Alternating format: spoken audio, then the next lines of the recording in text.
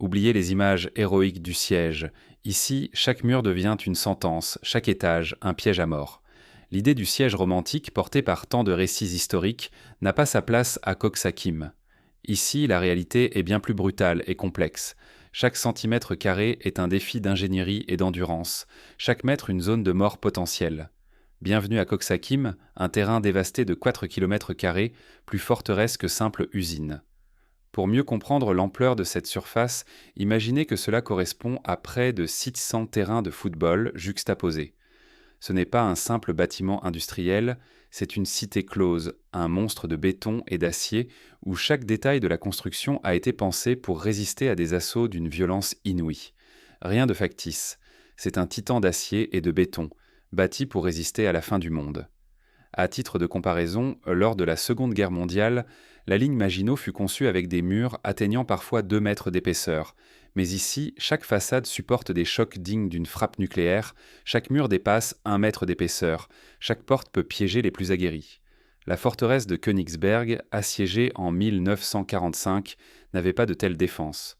Sous la dalle, un dédale souterrain sur 3 niveaux.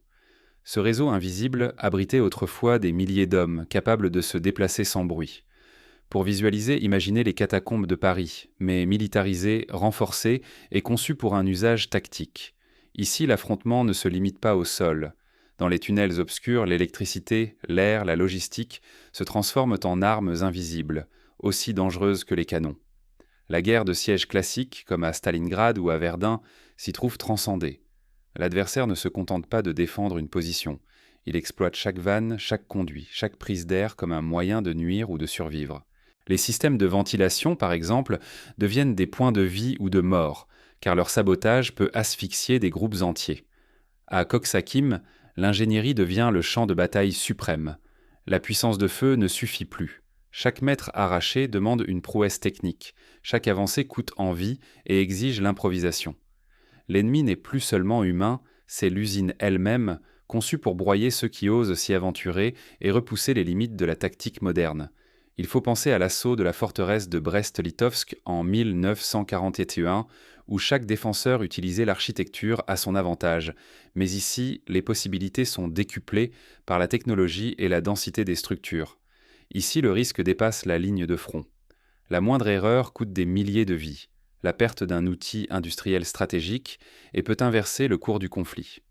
Un simple oubli, comme la négligence d'un conduit ou la mauvaise gestion d'un accès secondaire, peut permettre à l'ennemi d'infiltrer une section entière, rappelant les erreurs fatales lors de la bataille de Grozny au tournant du XXIe siècle. Pour comprendre comment ce cercueil de béton est devenu le laboratoire ultime de la guerre urbaine, il faut explorer ses secrets et ses défenses extraordinaires. Beaucoup de sites industriels sont conçus pour la productivité. Ici, chaque choix architectural répond à une logique martiale, à la fois défensive et létale. Entrons dans l'anatomie de cette forteresse, là où chaque détail de construction cache une arme ou une faiblesse inattendue. Décryptons les choix qui ont fait de Coxsackim une légende. Imaginez une forteresse conçue pour défier l'apocalypse. Voici Coxsackim, 4 km² de béton, d'acier et d'un silence presque surnaturel. Ce lieu dépasse le simple statut d'usine. C'est une tombe industrielle bâtie pour résister aux pires menaces du XXe siècle et à celles du suivant. Chaque mur extérieur, d'après les archives, atteint 1,5 m d'épaisseur. Ils sont renforcés d'acier, formant une cuirasse qu'aucun cœur ne saurait transpercer. 3 niveaux de galeries serpentent sous la surface, pouvant abriter et relier jusqu'à 4000 âmes, une ville souterraine, invisible, sous la ville visible. À titre de comparaison, la population moyenne d'un village français ne dépasse pas ce chiffre. Ce sont donc des milliers de vies, organisées, coordonnées, et capables de se défendre pendant des semaines, voire des mois, sans aide extérieure. Plus de 20 km de tunnels dessinent un labyrinthe. Chaque couloir relie abris, postes de commandement et caches d'armes. Tout a été pensé pour la survie et la riposte. La garnison, retranchée, vit coupée de la lumière du jour, jamais de l'information. Au centre, le poste de commandement, enfoui sous les couches de béton et de terre, coordonne la défense dans l'ombre. Les plans retrouvés montrent des salles de réunion, des infirmeries, des réserves de vivres et des points d'eau protégés contre les bombes et les gaz. Ici, l'artillerie classique paraît dérisoire.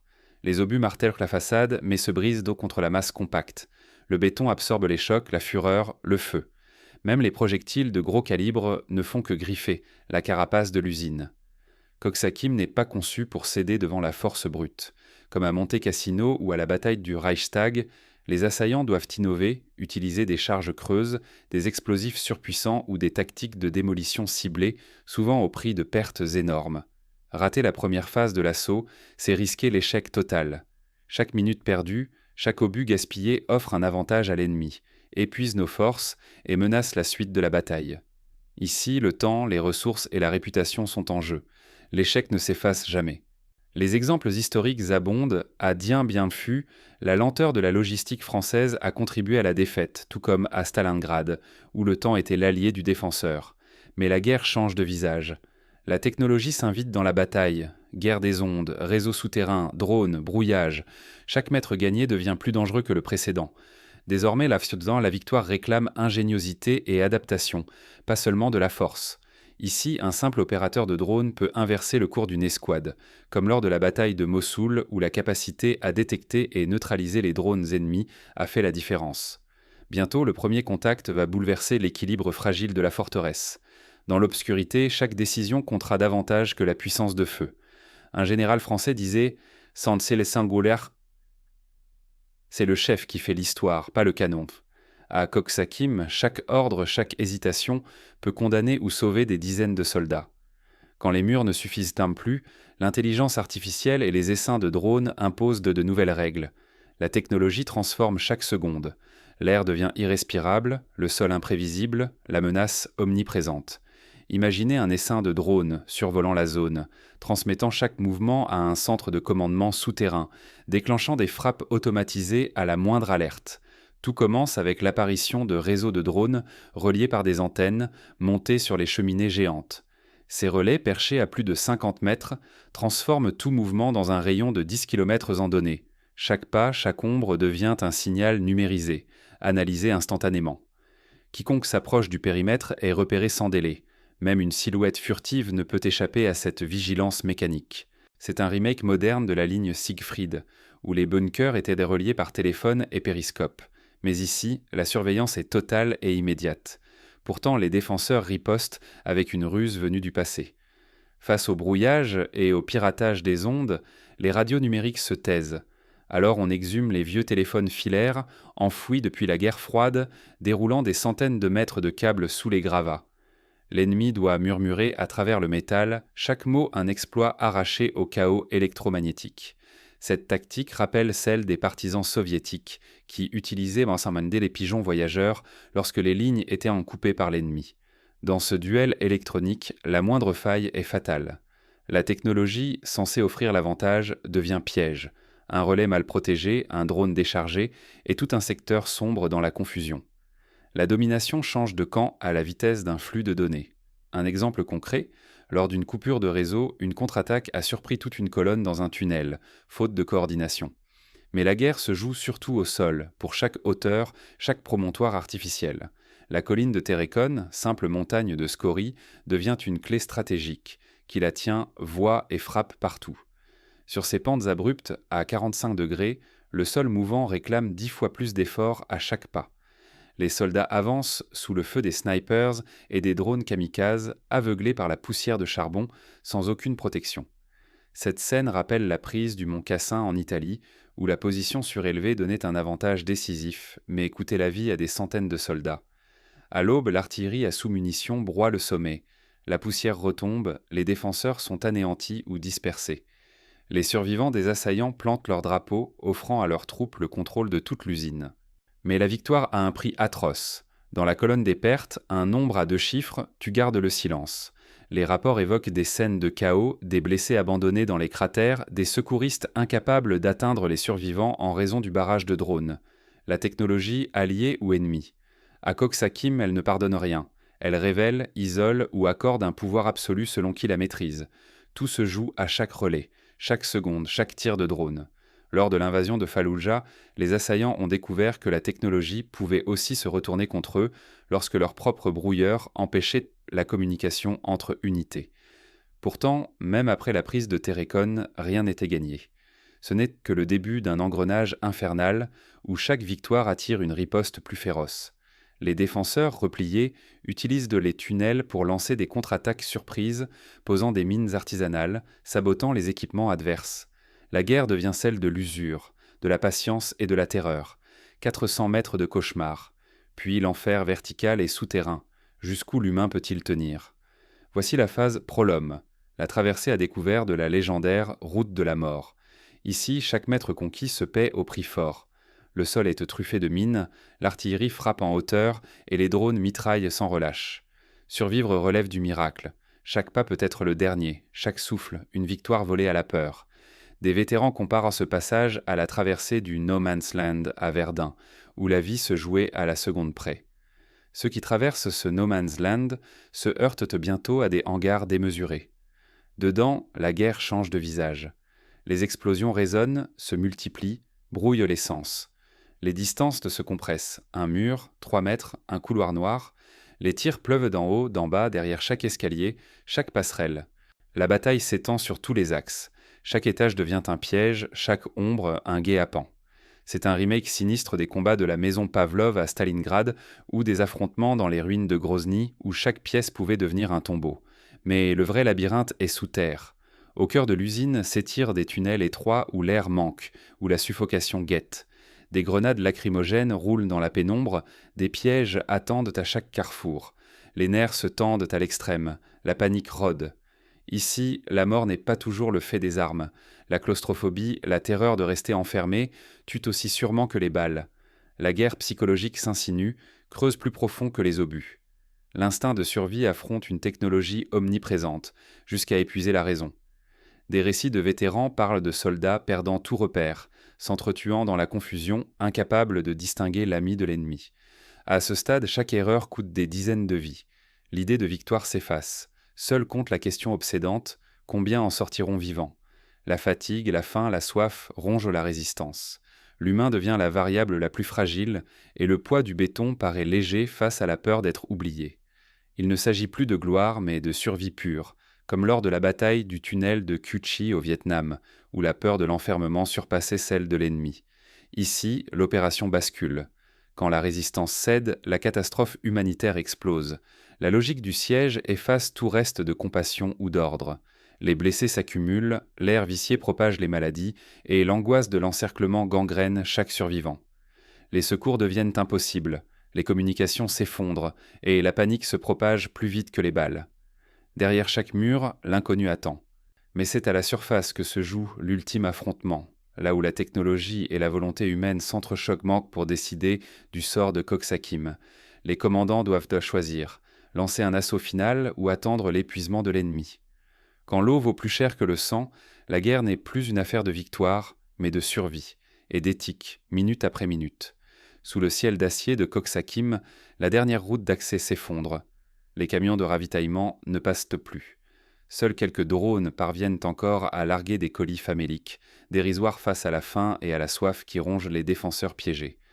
Un scénario similaire s'est produit lors du siège de Leningrad, où les vivres n'arrivaient non plus et où la population a souffert de la famine la plus cruelle du XXe siècle. L'eau se rationne à la goutte. Les infections prolifèrent. Les blessés privés de soins élémentaires succombent à des maladies que la moindre seringue, le moindre pansement auraient pu épargner. On rapporte des cas de gangrène, d'épidémies de typhus, et même de disputes meurtrières pour une simple bouteille d'eau. Chaque jour, des groupes entiers se rendent, brisés par la fatigue et l'isolement. Mais la discipline se fissure aussi. Ici, des commandants éliminent leurs propres hommes soupçonnés de vouloir fuir. Là, de simples soldats s'affrontent pour une ration d'eau ou une place à l'ombre d'un mur encore debout. Ces scènes rappellent la brutalité des sièges antiques, comme celui de Masada, où la survie poussait à des choix extrêmes. La question hante les états-majors. Faut-il lancer un assaut sanglant pour s'emparer des derniers hauts bastions, risquer de perdre des dizaines, voire des centaines d'hommes, ou bien boucler hermétiquement le périmètre et laisser l'ennemi mourir lentement dans les ténèbres d'un bunker sans espoir? Cette interrogation, déjà posée à Stalingrad, à Alep, à Mossoul, reste sans réponse universelle. Chaque commandant doit arbitrer entre l'efficacité militaire et le coût humain. Ce dilemme n'est pas que tactique. Il ronge la morale, l'image, l'âme même des belligérants. À quoi sert de prendre Coxsackim si, à la fin, il ne reste qu'une coquille vide, invivable, saturée de cadavres? À quel prix peut-on parler de victoire quand il ne subsiste ni honneur, ni humanité, ni même l'illusion d'avoir gagné? Ce qui se joue ici dépasse une simple position sur la carte. C'est la capacité de chacun à soutenir son propre regard dans un miroir. Coxsackim devient le reflet d'une guerre où la technologie et la logistique cèdent devant la faim et la brutalité. Où la question n'est plus qui tient le terrain, mais qui tiendra debout en sortant de là. Face à ces ruines, que reste-t-il vraiment à ceux qui ont conquis Coxsackim? Un point sur la carte ou une leçon gravée à jamais dans le béton? Des vétérans de grandes batailles, comme ceux de Sarajevo ou de Grozny, témoignent que l'expérience d'un tel siège marque à vie, tant la souffrance dépasse tout ce que la stratégie peut prévoir. Mais la bataille n'est pas terminée.